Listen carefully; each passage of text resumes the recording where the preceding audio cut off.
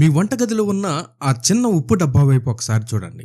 ఈరోజు అది ఎవరికీ పట్టనంత సాధారణంగా కిరాణా కొట్టులో అతి తక్కువ ధరకు దొరికే వస్తువుగా మారిపోయింది. కానీ మీకొక అద్భుతమైన నిజం చెప్పనా? మానవ చరిత్రలో ఈ చిన్న తెల్లటి స్ఫటికం కోసం భయంకరమైన యుద్ధాలు జరిగాయి. మహాసామ్రాజ్యాలు నిలబడ్డాయి, కూలిపోయాయి. ఒకప్పుడు దీన్ని బంగారంతో సమానంగా తూకం వేసేవారు. వీటన్నిటికీ మించి సర్వ సృష్టికర్త అయిన దేవుడు తన శాశ్వత నిబంధనకు ఈ ఉప్పునే ఒక సజీవ ప్రతీకగా వాడాడు. కానీ ఈరోజు ఏం జరుగుతుంది? ఉప్పు తింటే బీపీ వస్తుంది, గుండె జబ్బులు వస్తాయి, అది ఒక తెల్లటి విషయం అని డాక్టర్లు హెచ్చరిస్తున్నారు. మరి ఒకప్పుడు అపారమైన ఆరోగ్యాన్ని, బలాన్ని ఇచ్చిన ఉప్పు ఈరోజు విషంలా ఎలా మారింది? అసలు దేవుడిచ్చిన సహజమైన ఉప్పును మనుషులు ఫ్యాక్టరీలలో ఎలా నాశనం చేశారు? బైబిల్ కాలంలో ఉప్పును ఎందుకు అంత పవిత్రంగా చూసేవారు? ఈరోజు ఈ వీడియోలో ఉప్పు వెనుక దాగి ఉన్న వేల సంవత్సరాల రహస్యాలను, సైన్స్ వాస్తవాలను బట్టబయలు చేద్దాం. మన రక్షకుడు ఛానల్ని వీక్షిస్తున్న మీ అందరికీ ప్రభు పేరిట శుభములు. ప్రాచీన కాలంలో ఉప్పుకు ఉన్న విలువ ఏంటో తెలియాలంటే మనం ప్రపంచాన్ని గడగడలాడించిన రోమా సామ్రాజ్యం చరిత్రను చూడాలి. రోమన్ సైనికులు ఇనుప కవచాలను వేసుకొని మండుటెండలో రోజుకు 40 కిలోమీటర్లు అలసిపోకుండా నడిచేవారు. వాళ్లకు ఆ సూపర్ హ్యూమన్ బలం ఎక్కడి నుండి వచ్చేది? వాళ్ళు తినే సహజమైన ఉప్పు ద్వారానే.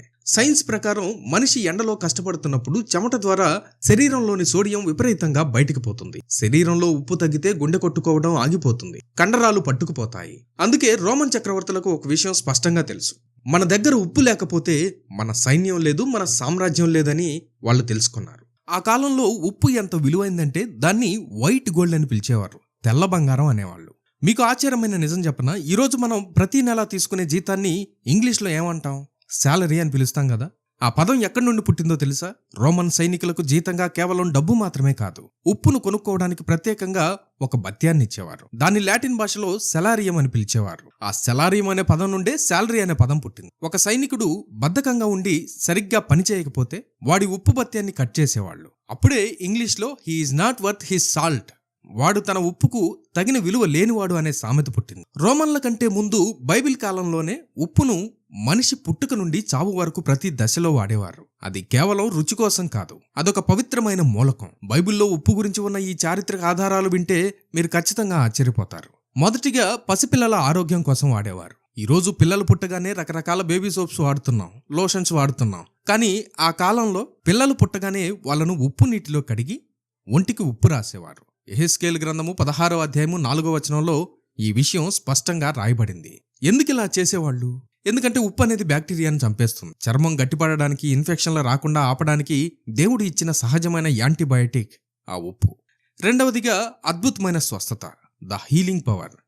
ఉప్పుకు బాగు చేసే శక్తి ఎంత ఉందో బైబిల్లో ఒక అద్భుతమైన సంఘటన ఉంది. 2వ రాజుల గ్రంథము 2వ అధ్యాయము 20 నుండి 22 వచనాల్లో ఒకసారి యెరికో పట్టణంలో నీళ్లు విషతుల్యంగా మారిపోయి భూమి నిస్సారంగా తయారైంది. ఆ నీరు తాగితే మనుషులు చనిపోతున్నారు. అప్పుడు ఎలీషా ప్రవక్త ఒక కొత్త పాత్రలో ఉప్పు తీసుకుని వెళ్లి ఆ చెడిపోయిన నీటి బొగ్గలో వేశాడు. అంతే, దేవుడు ఆ ఉప్పు ద్వారా ఆ నీటిని పూర్తిగా స్వస్థపరిచాడు. మూడవదిగా శాశ్వతమైన ఉప్పు నిబంధన. ప్రాచీన కాలంలో ఫ్రిడ్జ్లు లేవు కదా. మాంసం కుళ్ళిపోకుండా నెలల తరబడి నిల్వ ఉండాలంటే దానికి దట్టంగా ఉప్పు పూసేవాళ్ళు. ఉప్పు వేస్తే ఏదీ పాడవదు. అందుకే దేవుడు ఇశ్రాయేలీయులతో చేసిన నిబంధనలు ఎన్నటికీ చెడిపోవు, మారవు అని చెప్పడానికి ఉప్పు నిబంధన అనే పదాన్ని సంఖ్యాకాండము 18వ అధ్యాయము 19వ వచనంలో వాడారు. దాన్నే కవెనెంట్ ఆఫ్ సాల్ట్ అంటారు. అందుకే లేవీయ కాండము 2వ అధ్యాయము 13వ వచనంలో దేవుడు ఒక కఠినమైన ఆజ్ఞ ఇచ్చాడు: నీవు అర్పించు ప్రతి నైవేద్యమునకు ఉప్పు చేర్చవలను, నీ అర్పణలన్నిటితో పాటు నీవు ఉప్పును అర్పించవలను. దేవునితో మన సంబంధం ఎప్పటికీ కుళ్ళిపోకూడదని, పాడైపోకూడదని చెప్పడానికి ఇది ఒక గొప్ప భౌతిక గుర్తు. ఇక 4వదిగా నాశనానికి సంకేతం. ఉప్పుకు స్వస్థపరిచే శక్తి ఎంతుందో పాపాన్ని నాశనం చేసే శక్తి కూడా అంతే ఉంది. పాత రోజుల్లో ఒక రాజ్యాన్ని శత్రువులు పూర్తిగా నాశనం చేశాక ఆ నేల మీద మళ్లీ పచ్చగడ్డి మొలవకూడదని భూమి మీద ఉప్పు చల్లేవారు. న్యాయాధిపతుల గ్రంథము 9వ అధ్యాయం 45వ వచనంలో అబీమెలెకు అనే రాజు షెకెము పట్టణాన్ని నాశనం చేసి అచ్చం ఇలాగే ఉప్పు చల్లాడు. ఇది దేవుని శాపానికి, పాపపు నాశనానికి ఒక కఠినమైన సంకేతం. మరి ఉప్పు అంత పవిత్రమైనది, అంత బలాన్నిచ్చేదైతే ఈరోజు డాక్టర్లు దాన్ని ఎందుకు పక్కన పెట్టమంటున్నారు? దానికి కారణం ఈరోజు మనం వాడుతున్న ఉప్పు ఆ కాలంలో మన తాత ముత్తాతలు వాడిన ఉప్పు ఒకటి కాదు. దేవుడు ఇచ్చిన ఈ పవిత్రమైన మూలకాన్ని మనిషి వ్యాపారం కోసం ఎలా నాశనం చేశాడో ఇప్పుడు చూద్దాం. పూర్వం సముద్రపు నీటిని ఎండబెట్టి సోలార్ ఎవాపరేషన్ ద్వారా లేదా రాతి గనుల నుండి రాక్ సాల్ట్ను సేకరించేవారు. ఇందులో కేవలం సోడియం మాత్రమే కాదు, మెగ్నీషియం, కాల్షియం, పొటాషియం లాంటి మన నరాలకు ప్రాణం పోసే 84 రకాల సహజ ఖనిజాలు ఇందులో ఉండేవి. ఇది నిజమైన ఔషధం. అయితే ఈరోజు మార్కెట్లో దొరికే ప్యాకెట్ ఉప్పు ఫ్యాక్టరీలలో తయారవుతుంది. దాన్ని అత్యధిక ఉష్ణోగ్రత వద్ద వేడి చేసి రిఫైన్ చేస్తారు. ఆ క్రమంలో ఆ 84 రకాల మినరల్స్ అన్నీ పూర్తిగా కాలిపోయి నశించిపోతాయి. కేవలం 99% సోడియం క్లోరైడ్ మాత్రమే మిగులుతుంది. అంతటితో ఆగక ఆ ఉప్పు గట్టిపడకుండా పొడిగా ఉండడం కోసం యాంటీ కేకింగ్ ఏజెంట్స్, అది తెల్లగా మెరవడం కోసం అందులో అల్యూమినియం డెరివేటివ్స్ లాంటి ప్రమాదకరమైన కెమికల్స్ కలుపుతారు. దానికి తోడు మనం తినే ప్రాసెస్డ్ ఫుడ్స్, చిప్స్ గానీ, సాసులు గానీ, ప్యాకింగ్ ఫుడ్స్ గానీ, వాటి ద్వారా మనం పూర్వం కంటే 10 రెట్లు ఎక్కువ సోడియంను శరీరంలోకి పంపుతున్నాం. సహజత్వం కోల్పోయి కెమికల్స్తో నిండిపోయిన ఈ రిఫైన్డ్ సాల్ట్ వల్లే ఈరోజు మనుషులకు హై బీపీ, కిడ్నీ సమస్యలు, గుండె జబ్బులు వస్తున్నాయి.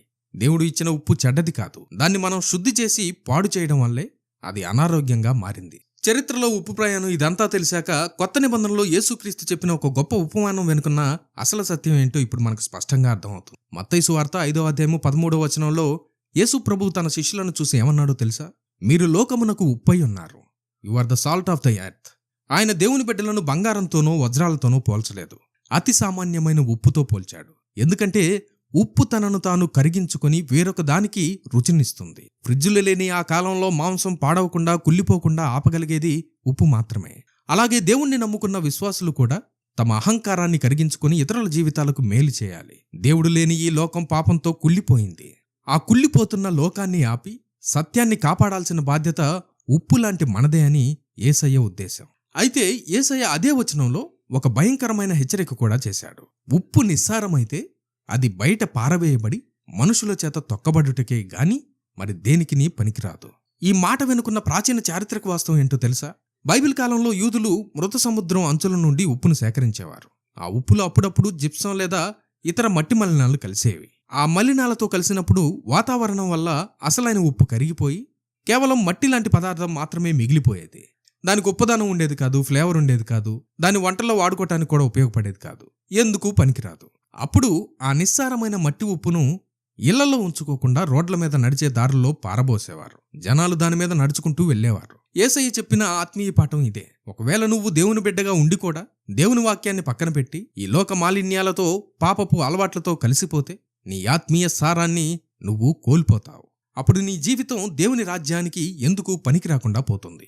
చివరికి ఈ లోకం నిన్ను తన కాళ్ల కింద తొక్కి పారేస్తుంది. లూకాసు వార్త 17వ అధ్యాయము 32వ వచనంలో లోతు భార్యను జ్ఞాపకం చేసుకోండి అని యేసయ్య హెచ్చరించాడు. ఆమె వెనుకకి తిరిగి చూడడం వల్ల ఉప్పు స్తంభంగా మారింది. అంత్య దినాలలో లోక సంబంధమైన ఆశలపై మనస్సు పెట్టకుండా దేవుని వైపు మాత్రమే చూడాలని ఇది మనకు నేర్పుతుంది. సో ఉప్పు అనేది కేవలం వంటగదిలో ఉండే ఒక సాధారణ వస్తువు కాదు. అది సామ్రాజ్యాలను శాసించిన చరిత్ర, దేవుడు మనతో చేసిన శాశ్వత నిబంధనకు ప్రతీక. అలాగే మన ఆత్మీయ బాధ్యతకు ఒక గొప్ప గుర్తు. 2026 నాటికి ఆధునిక సైన్స్ కూడా ఇప్పుడు తన తప్పు తెలుసుకుంటోంది. ఉప్పును పూర్తిగా మానేయడం కూడా గుండెకు ప్రమాదమే అని, రసాయనాలతో నిండిన ఈ రిఫైన్డ్ తెల్లని ఉప్పుకు బదులుగా మన పూర్వీకులు వాడిన సముద్రపు దొడ్డు ఉప్పును మితంగా వాడాలని నిపుణులు సూచిస్తున్నారు. కాబట్టి వ్యాపారస్తులు కెమికల్స్ కలిపి ఇస్తున్న ఈ విషపు ప్యాకెట్ ఉప్పును పక్కన పెట్టేద్దాం. ప్రాణాన్నిచ్చే సహజమైన ఉప్పును వాడుతూ మన శారీరక ఆరోగ్యాన్ని కాపాడుకుందాం. అన్నిటికంటే ముఖ్యంగా యేసుక్రీస్తు చెప్పిన ఈ లోకానికి ఆత్మీయ ఉప్పులాగా బ్రతుకుదాం. మన చుట్టూ ఉన్న చీకటిని, పాపాన్ని మన పరిశుద్ధ జీవితం ద్వారా ఆపుదాం. లోకంతో కలిసిపోయి మీ ఆత్మ సారాన్ని కోల్పోకండి. దేవునితో నిత్య నిబంధనలో నిలిచి ఉండండి. ఈ అద్భుతమైన నిజం ప్రతి ఒక్కరికి తెలియజేయండి. మీ ఆరోగ్యాన్ని, మీ ఆత్మను కాపాడుకోండి. ఈ అద్భుతమైన సత్యాలను, చారిత్రాత్మక వాస్తవాలను మీ బంధుమిత్రులకు, తోటి విశ్వాసులకు ఖచ్చితంగా షేర్ చేసుకోండి. దేవుని వాక్యంతో సత్యమును తెలుసుకుందాం. మనరక్షకుడు ఛానల్ని సబ్స్క్రైబ్ చేసుకోవడం మర్చిపోకండి.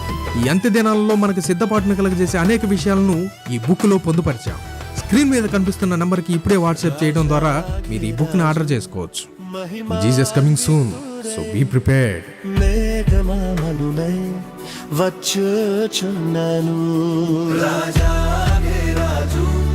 మహిమాన్వితుడే మేఘనామనువే వచ్చుచున్నాను.